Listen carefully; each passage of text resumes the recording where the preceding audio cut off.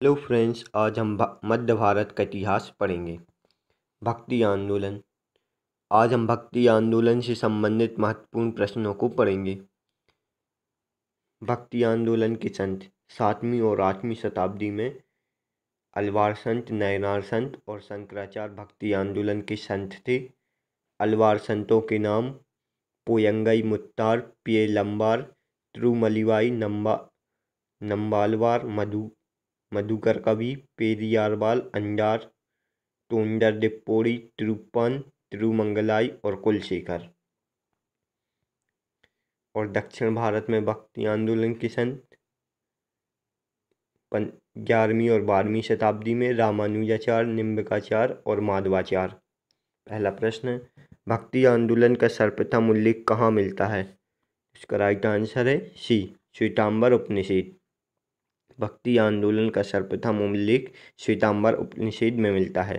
Next question है, भारत में भक्ति आंदोलन की शुरुआत कहाँ से हुई थी? इसका राइट आंसर है बी, दक्षिण भारत से। भारत में भक्ति आंदोलन की शुरुआत दक्षिण भारत से हुई थी। नेक्स्ट प्रश्न, दक्षिण भारत में भक्ति आंदोलन की शुरुआत किसने की थी? इसका राइट आंसर है बी, रामानुजाचार्य। दक्षिण भारत में भक्ति आंदोलन की शुरुआत रामानुजाचार्य ने की थी। नेक्स्ट क्वेश्चन है, भक्ति आंदोलन को दक्षिण भारत से उत्तर भारत में लाने का श्रेय किसे जाता है? इसका राइट आंसर है ए, रामानंद। भक्ति आंदोलन को दक्षिण भारत से उत्तर भारत में लाने का श्रेय रामानंद को जाता है। पांचवा क्वेश्चन है, भक्ति आंदोलन का प्रारंभ किसने किया था? इसका राइट आंसर है ए, अलवार संतों द्वारा। भक्ति आंदोलन का प्रारंभ अलवार संतों द्वारा किया गया था और भक्ति गीतों का संकलन देवाराम ग्रंथ में किया गया था। छठा प्रश्न, भक्ति संस्कृति का भारत में पुनर्जन्म कब हुआ था? इसका राइट आंसर है डी, 15वीं और 16वीं शताब्दी में। भक्ति संस्कृति का भारत में पुनर्जन्म 15वीं और 16वीं शताब्दी में हुआ था। सातवां प्रश्न, अलवार संत मुख्यतः किसके भक्त थे? इसका राइट आंसर है ए, विष्णु। अलवार संत मुख्यतः विष्णु के भक्त थे। अलवार एक ईश्वरवादी थे। अलवार का अर्थ है ज्ञानी व्यक्ति। आठवां प्रश्न, अलवार संतों की कुल संख्या कितनी थी? इसका राइट आंसर है डी, 12। अलवार संतों की कुल संख्या 12 थी। नौवां प्रश्न, एकमात्र महिला अलवार संत कौन थी? तो इसका राइट आंसर है ए, अंडाल। एकमात्र महिला अलवार संत अंडाल थी। दसवां प्रश्न, अलवार संतों में मुख्यतः कौन महानतम और उत्कृष्ट कोटि के संत थे? इसका राइट आंसर है डी, नम्बालवार। अलवार संतों में महानतम और उत्कृष्ट कोटि के संत नम्बालवार थे। 11वां प्रश्न, वह अलवार संत कौन है जो पूर्व में त्रावणकोर के राजा थे? इसका राइट आंसर है ए, कुलशेखर। वह अलवार संत कुलशेखर हैं जो पूर्व में त्रावणकोर और मालवार के राजा थे। पेमार तिरुमोली इनकी प्रसिद्ध रचना है। नेक्स्ट प्रश्न, नम्बालवार ने कौन से ग्रंथ लिखे थे? तो इसका राइट आंसर है डी, उपरोक्त सभी। नम्बालवार ने तिरुवृत्तम, तिरुवासिरियम, पेरिया तिरुवंदादी और तिरुवोमोली ग्रंथ लिखे थे। इन चारों ग्रंथों को मिलाकर चतुर्वेद कहा जाता था। 13वां प्रश्न है, चतुर्वेद की रचना किस अलवार संत ने की थी? का राइट आंसर है डी, नम्बालवार। चतुर्वेद की रचना अलवार संत नम्बालवार ने की थी। 14वां प्रश्न है, एकमात्र अलवार महिला संत अंडाल ने किस ग्रंथ की रचना की थी? का राइट आंसर है डी, उपरोक्त सभी। एकमात्र अलवार महिला संत अंडाल ने मच्छियार, तिरुमोली और तिरुपंपाई ग्रंथ की रचना की थी। 15वां प्रश्न है, नयनार संत मुख्यतः किसके भक्त थे? इसका राइट आंसर है बी, शिव। नयनार संत मुख्यतः शिव के भक्त थे। 16वां प्रश्न है, नयनार संतों की कुल संख्या कितनी थी? इसका राइट आंसर है सी, 63। नयनार संतों की कुल संख्या 63 थी। 17वां प्रश्न है, शंकराचार्य का जन्म कहाँ हुआ था? तो इसका राइट आंसर है ए, केरल। शंकराचार्य का जन्म केरल के अलवर नदी के पास कलाड़ी गांव में 788 ईस्वी में हुआ था और मृत्यु उत्तराखंड की बद्रीनाथ में हुई थी। नेक्स्ट प्रश्न, शंकराचार्य के गुरु का क्या नाम था? तो इसका राइट आंसर है सी, गोविंद योगी। शंकराचार्य के गुरु का नाम गोविंद योगी था। इनकी माता का नाम आर्यम्बा या सुभद्रा और पिता का नाम शिव गुरु था। परमहंस की उपाधि इनके गुरु गुरु गोविंद ने दी थी। 19वां प्रश्न, शंकराचार्य का दार्शनिक मत क्या था? तो इसका राइट आंसर है डी, अद्वैतवाद। शंकराचार्य का दार्शनिक मत अद्वैतवाद था। अद्वैतवाद दर्शन के 3 पहलू बताए गए हैं, तत्व मीमांसा, ज्ञान मीमांसा और आचार दर्शन। 20वां प्रश्न, हिंदू मान्यता के अनुसार शंकराचार्य को किसका अवतार माना जाता था? तो इसका राइट आंसर है सी, शंकर। हिंदू मान्यता के अनुसार शंकराचार्य को शंकर का अवतार माना जाता था। ये अवतारवाद का समर्थन करते थे। 21वां प्रश्न, हिंदू धर्म को सुव्यवस्थित करने के लिए संत शंकराचार्य ने किस संप्रदाय की स्थापना की थी? इसका राइट आंसर है डी, स्मृति संप्रदाय। हिंदू धर्म को सुव्यवस्थित करने के लिए संत शंकराचार्य ने स्मृति संप्रदाय की स्थापना की थी। इसी संप्रदाय में उन्होंने पंचदेवोपासना का सिद्धांत दिया था।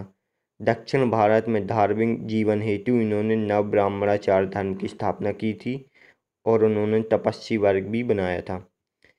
22वां प्रश्न, शंकराचार्य ने कौन से ग्रंथ पर टीका लिखा था? इसका राइट आंसर है डी, उपरोक्त सभी। शंकराचार्य ने उपनिषद, श्रीमद् भागवत गीता और ब्रह्मसूत्र तीनों पर भाष्य लिखा था। इन तीनों को मिलाकर प्रस्थानांतरय कहते थे। 23वां प्रश्न, शंकराचार्य की प्रमुख रचना कौन सी थी? तो इसका राइट आंसर है डी, उपरोक्त सभी। शंकराचार्य की प्रमुख रचनाएं महाभाष्य, गीताभाष्य और उपदेशी, साहसी और प्रपंचसारतंत्र थीं। 24वां प्रश्न, बौद्ध धर्म की महायान शाखा से प्रभावित होने के कारण शंकराचार्य को क्या कहा गया था? तो इसका राइट आंसर है ए, प्रच्छन्न बौद्ध। बौद्ध धर्म की महायान शाखा से प्रभावित होने के कारण शंकराचार्य को प्रच्छन्न बौद्ध कहा गया था। शंकराचार्य ने कुल 4 मठों की स्थापना की। मुख्यतः 4 मठों की स्थापना की थी। ज्योतिष मठ, जो विष्णु के लिए समर्पित है, यह बद्रीनाथ उत्तराखंड में स्थित है। शारदा पीठ, जो कृष्ण के लिए समर्पित है, यह द्वारका गुजरात में स्थित है। गोवर्धन पीठ, जो बलभद्र व सुभद्रा के लिए समर्पित है, यह पुरी उड़ीसा में स्थित है। और श्रृंगेरी पीठ शिव के लिए समर्पित है, जो मैसूर कर्नाटक में स्थित है। और शंकराचार्य ने 5वें मठ की स्थापना कांचीपुरम तमिलनाडु में की थी। 25वां प्रश्न, शंकराचार्य ने 5वें मठ की स्थापना कहाँ की थी? इसका राइट आंसर है डी, तमिलनाडु। शंकराचार्य ने 5वें मठ की स्थापना तमिलनाडु के कांचीपुरम में की थी। 26वां प्रश्न, 4 मठों के प्रमुख को क्या कहा जाता था? इसका राइट आंसर है ए, महंत। 4 मठों के प्रमुख को महंत कहा जाता था। 27वां प्रश्न, श्रृंगेरी मठ के प्रमुख को क्या कहा जाता था? तो इसका राइट आंसर है बी, जगत गुरु। श्रृंगेरी मठ के प्रमुख को जगत गुरु कहा जाता था। शंकराचार्य ने 10 नामी सन्यासियों का भी वर्णन किया था और नागा सन्यासियों की स्थापना जगत गुरु शंकराचार्य ने की थी। 28वां प्रश्न, रामानुजाचार्य का जन्म कहाँ हुआ था? तो इसका राइट आंसर है ए, मद्रास। रामानुजाचार्य का जन्म 1017 ईस्वी में मद्रास के पेरम्बर और मृत्यु 1037 ईस्वी में तमिलनाडु के श्रीरंगम में हुई थी। 29वां प्रश्न, रामानुजाचार्य के गुरु का क्या नाम था? तो इसका राइट आंसर है सी, यादव प्रकाश।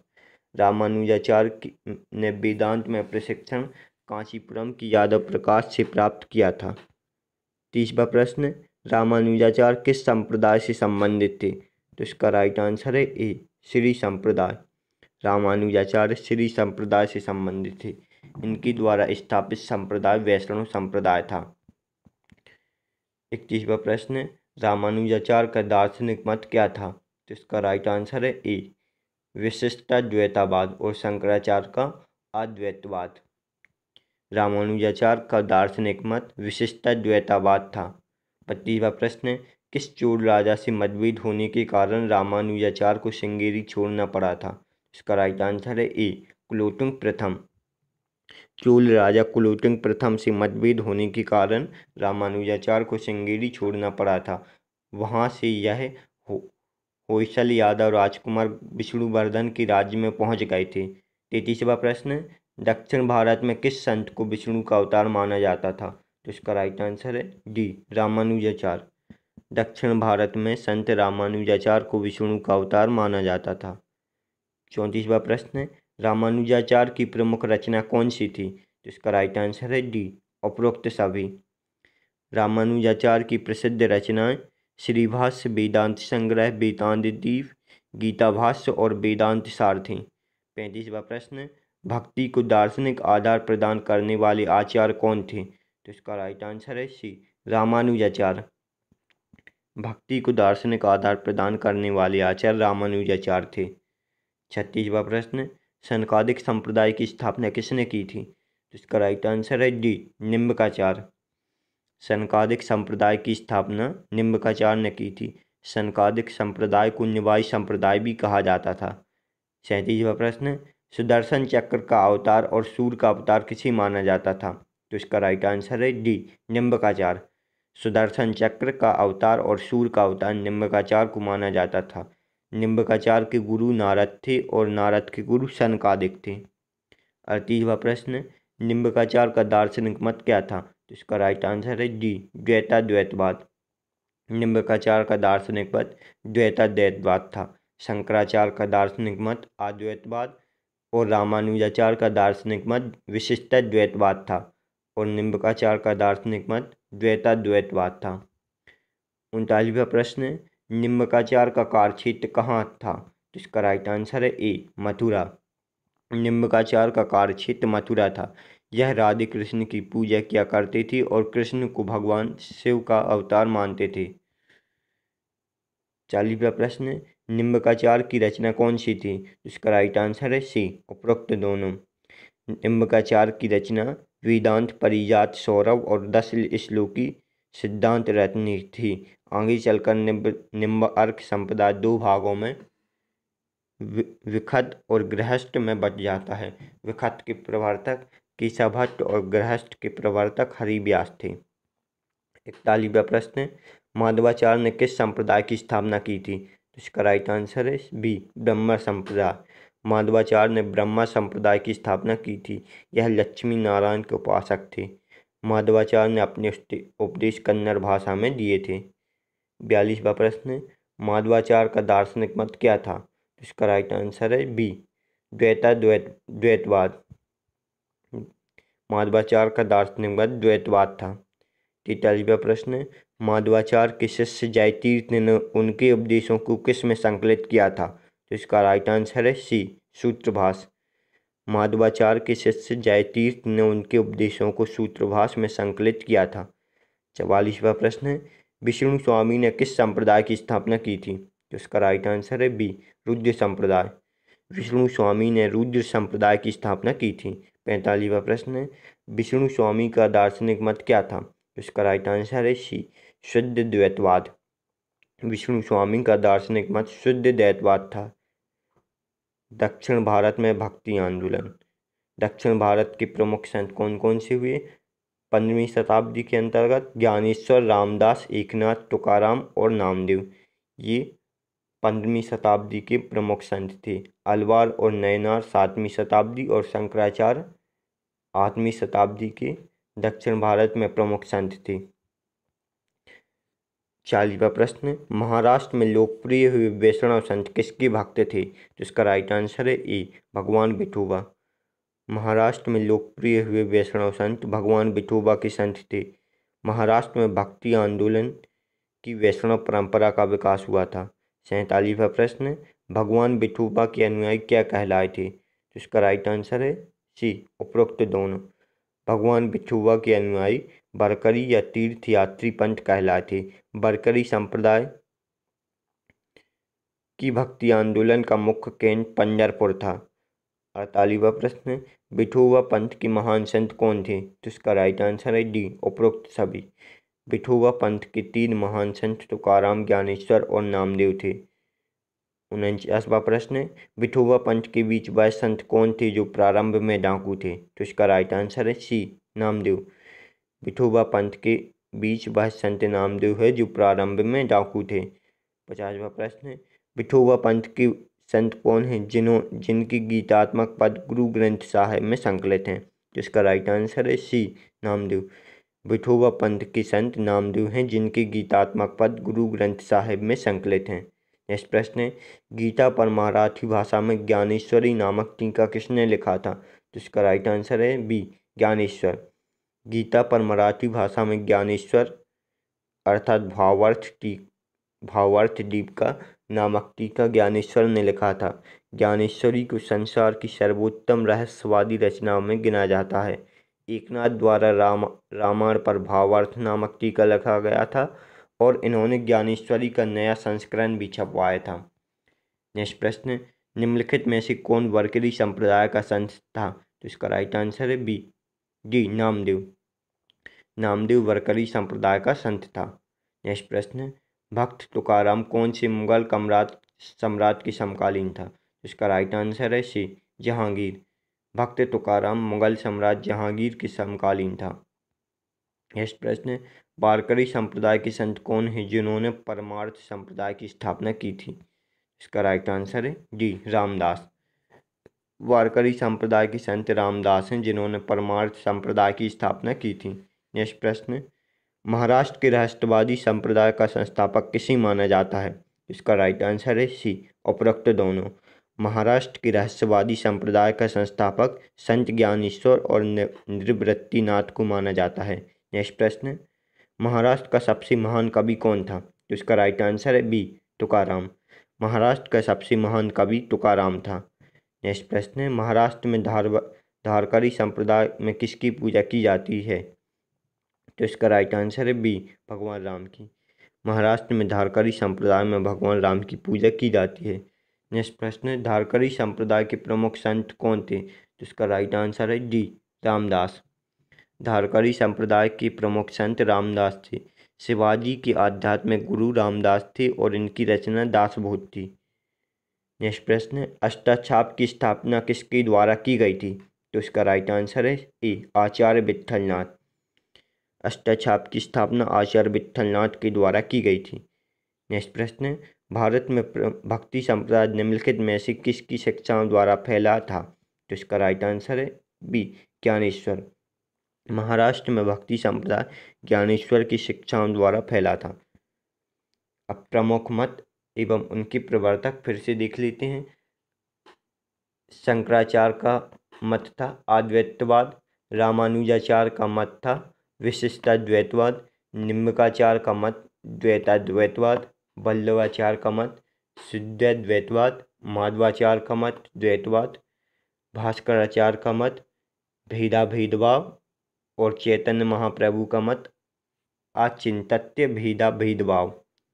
प्रमुख संत एवं उनके द्वारा स्थापित संप्रदाय, रामानुजाचार्य ने श्री संप्रदाय की स्थापना की, माधवाचार्य ने ब्रह्म संप्रदाय की स्थापना की, निम्बार्क ने सनक संप्रदाय की स्थापना की, शंकरदेव ने महापुरुषीय संप्रदाय की स्थापना की, रामानंद ने रामावत संप्रदाय की स्थापना की, श्रीचंद जो गुरु नानक के पुत्र थे उदासी संप्रदाय की स्थापना की, वल्लभाचार्य ने रुद्र संप्रदाय की स्थापना की, एकनाथ, तुकाराम और ज्ञानदेव ने वारकरी संप्रदाय की स्थापना की और रामदास ने धरकरी संप्रदाय की स्थापना की।